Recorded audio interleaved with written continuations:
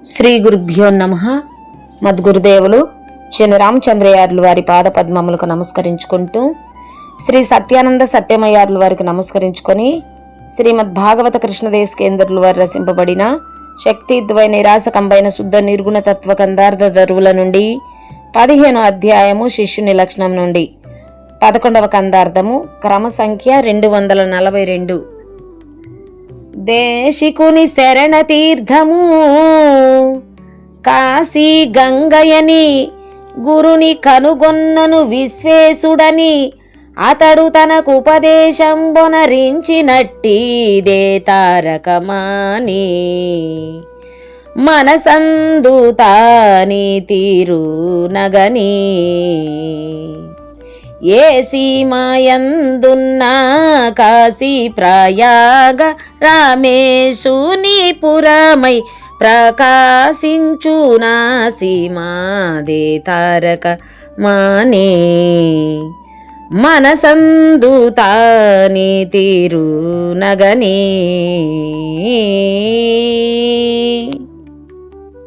శ్రీ గురుభ్యో నమః. ఆత్మానాత్మరహితం అచల పూర్ణోపదేశికం శ్రీ నిశ్చలానంద నారాయణ గురోర్శిష్యం శ్రీశైలవంశాంభుతిరేవ జాతం శ్రీ పరమానంద శంకరేంద్రం గురుం భజామి. మద్గురుదేవులు శ్రీ శ్రీ పరమానంద శంకర నారాయణ స్వామి వారి పాదపద్మములకు నమస్కరించుకుంటూ, శ్రీమద్ భాగవత కృష్ణదేశికేంద్ర ప్రభువులచే విరచితంబైన శక్తిద్వయ నిరాశకంబైన శుద్ధ నిర్గుణ తత్వ కందార్థ దరువులు 15వ అధ్యాయము శిశుని లక్షణంలో ఈరోజు మనము 11వ కందార్థాన్ని విచారించుకుంటున్నాము. అంటే క్రమ సంఖ్య 242. క్రిందటి కందార్థంలో గురునకు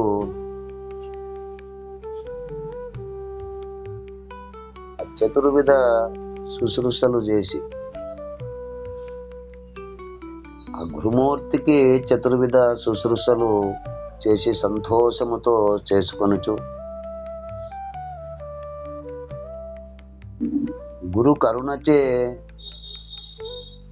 లోకాతీతమైన పరిపూర్ణ పరబ్రహ్మమును అవలోకన చేసుకొని, ఇక ఈ లోకముల యొక్క జోలి విడువుము, అది నీతో సహా ఈ లోకముల పొందు విడువుము, ఇది మరవకుము. ఇటు రహస్యమును తెలియని శాస్త్ర విద్య ఎంత నేర్చినా ఏమి ఫలము. నీవిట్టి రహస్యమైన తత్వమును అంటే బ్రహ్మమును తెలిసి, ఇక నీతో సహా అంతఃకరణతో సహా లోకములందు విడిచితివేని, ఆ లోకముల యొక్క పొందు విడిచితివేని, ఇంతే చాలు అంటూ మనము క్రిందటి కందార్థములో విచారించుకున్నాము. ఇక తదుపరి కందార్థము 15వ అధ్యాయము శిశుని లక్షణములో ఈరోజు మనము 11వ కందార్థాన్ని విచారించుకుంటున్నాము. అంటే క్రమ సంఖ్య 242. ఈ కందార్థము నిజ శిష్యుని యొక్క నిర్ణయము ఎలా ఉంటుందో, ఎలా ఉండాలో తెలియజేస్తున్నారు.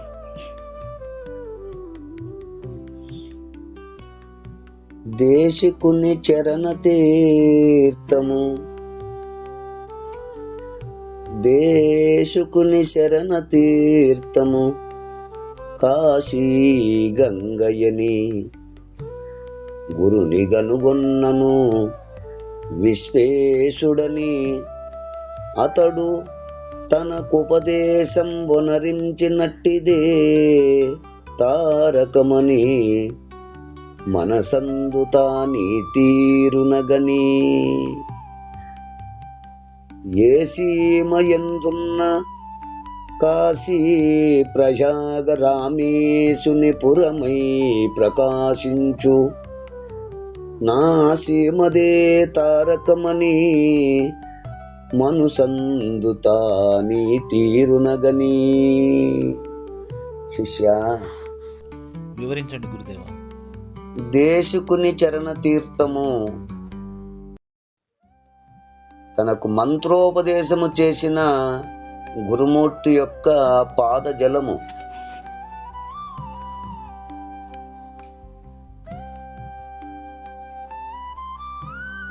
దేశకుని చరణ తీర్థం అనగా తనకు మంత్రోపదేశము చేసిన గురుమూర్తి యొక్క పాదజలము. కాశీ గంగయని అంటే అత్యంత పుణ్యప్రదమైన శక్తివంతమైన కాశీ గంగగాను,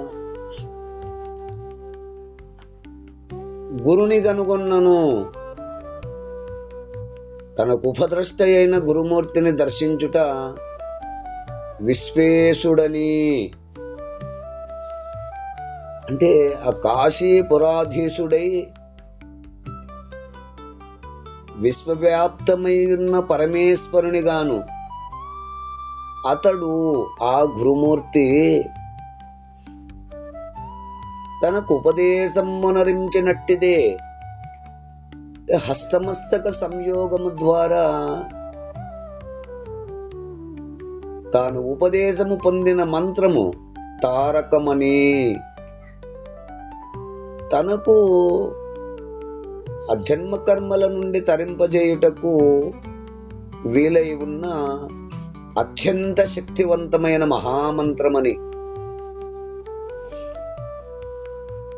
మనసంధున తన మనస్సులో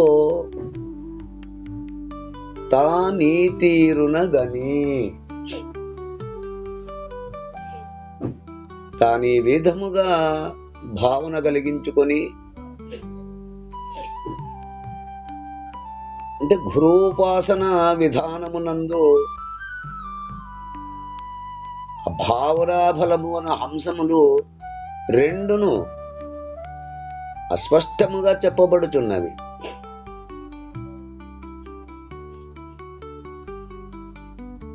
పరిపూర్ణ బోధ ఆరూఢమగుటకు, అందుకు సరిపడా జీవించుటకు గురుకృప అత్యంత అవసరమై ఉన్నది.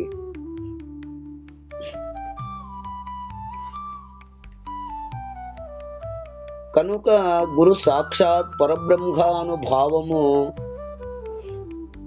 తనకు మంత్రోపదేశమును అనుగ్రహించిన గురుమూర్తి పాదములు ఆ అభిషేకించిన జలమును అత్యంత పుణ్యప్రదమై శక్తివంతమైన ఆ కాశీ గంగ తీర్థమని, ఇక తన గురుమూర్తియే విశ్వేశ్వరుడని, ఈ జనన మరణ భ్రాంతి రహిత విధానమునకు ఆ జన్మ కర్మల నుండి విముక్తి పొందుటకు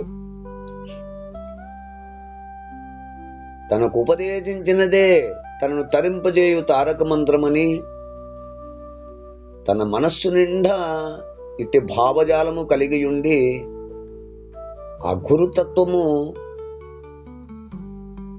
వస్తునిచ్చే పూర్వకముగా తెలుసుకున్న వారికి మాత్రమే ఇది సుసాధ్యము.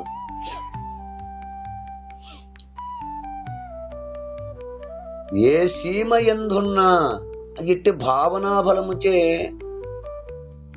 ఏ ఏ ప్రదేశములందు తాను తిరుగుచున్నా ఆ సీమ అనగా ఆయా ప్రదేశములన్నీయు కాశీ ప్రయాగ రామేశుని పురమై ప్రకాశించు. అంటే కాశీ ప్రయాగ రామేశ్వరము అను పుణ్య ప్రదేశములందు తానున్నట్లుగా భావించుకొనుము. అంటే గురుమూర్తి ఉన్న ప్రదేశమే కాశీ ప్రయాగ రామేశ్వరం అని భావించవలెను. ఇంకా మనకు శ్రీ గురుదేవుని పాద తీర్థ మహిమను గురించి గురుగీతలో శోషణం భవ సింధోచ్చ దీపనం క్షర సంపదా గురోర్పాదోదకం హ్యస్య తస్మై శ్రీ గురవే నమః. మనకు గురుగీత తెలిపినట్లు జలమనున్నది సముద్రమునకు బాధకము కాదు. మరేమనగా అభివృద్ధిని చేయుచున్నది.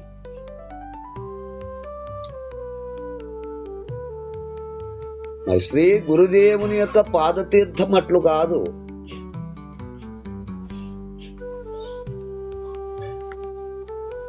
అపారముగు సంసార మహాసముద్రమును మహాభడభాగ్ని వలె పానము చేసి ఎండునట్లు చేయుచున్నది.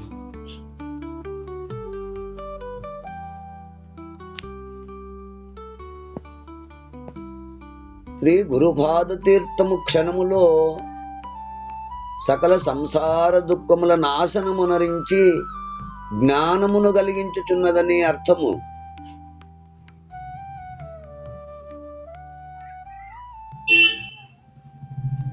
మరియు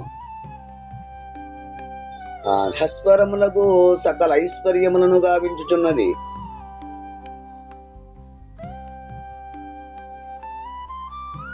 అంటే భక్తితో శ్రీ గురుదేవుని పూజించి ఆ పాద తీర్థమును సేవించిన వారికి అక్షయమగు సంపత్తులు కలుగుచున్నవి.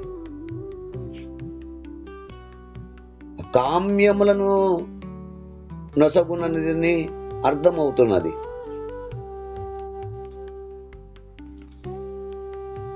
కనుక శ్రీ గురు పాదతీర్థమందు శోషకత్వము వర్ధకత్వము అను పరస్పర విరుద్ధ ధర్మములను రెంటిని నిరూపించి ఆ సంసార శోషకముగను సంపద్ అభివృద్ధికముగను ఉన్నదని విరోధమును పరిహరించిరి. కాన సకలాశ్చర్య కర్మ ధర్మములకు శ్రీ గురుదేవుడు నిలయముగానున్నాడు.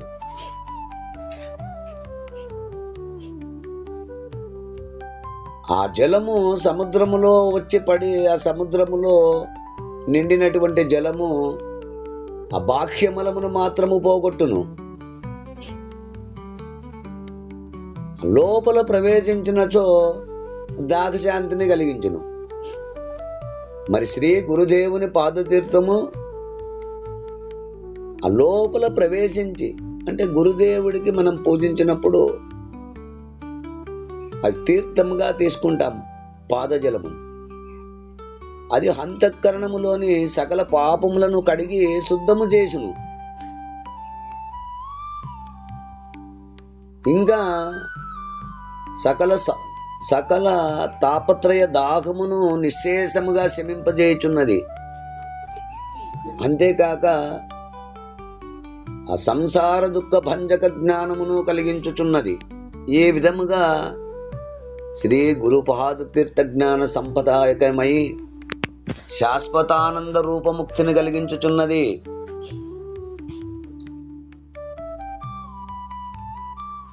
ఇదే సంసార శోషకత్వము అనగా అట్టి సకల దుఃఖ నాశకుడై ముక్తి నొసంగునంటిది. కనుకనే మరొక చోట నగురోరధికం తత్వం నగురోరధికం తప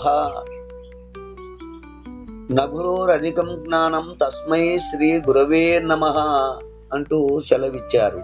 అంటే ఆ శ్రీ గురుదేవుని కంటేనూ ఉత్తమమైన తత్వము మరొకటి లేదు. అశ్రేష్టమైన తపస్సు లేదు. ఉత్కృష్టమగు ఆత్మజ్ఞానము లేదు.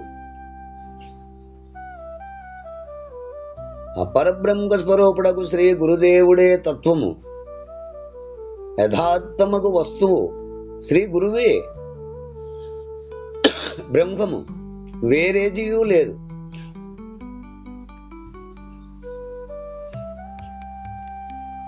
బ్రహ్మముఖము జ్ఞానస్వరూపము గలది. కావున నీ గురువును జ్ఞానరూపి అగుచున్నాడు. బ్రహ్మముఖము సత్యం, జ్ఞానం అనంతమన్నట్లు శ్రీ గురు పరబ్రహ్మమును సత్యము, జ్ఞానము ఈ విషయమునే తత్వం, జ్ఞానం అను పదములచే తెలియపరిచినారు.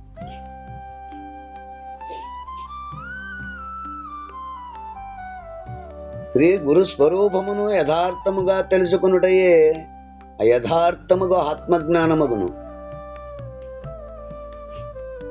మరియు ఈ గురుమూర్తియే తపస్సు, ధ్యానము. కనుక శ్రీ గురుమూర్తిని గురించియే ధ్యానించుట, నమస్కరించుట, సేవించుట సకలము జరుగుతున్నది. కనుక నభేదముతో శ్రీ గురుమూర్తియే ధ్యానమని వచించిరి.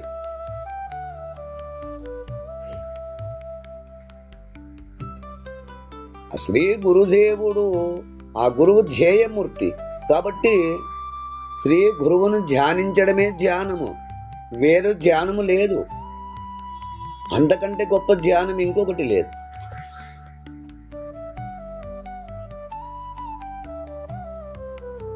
ఇట్లు తపోధ్యాన తత్వజ్ఞాన రూపుడైన శ్రీ గురుదేవుని నేను తపోజ్ఞాన ధ్యాన సిద్ధికై నిరంతరము వందనం ఆచరించుచున్నాను.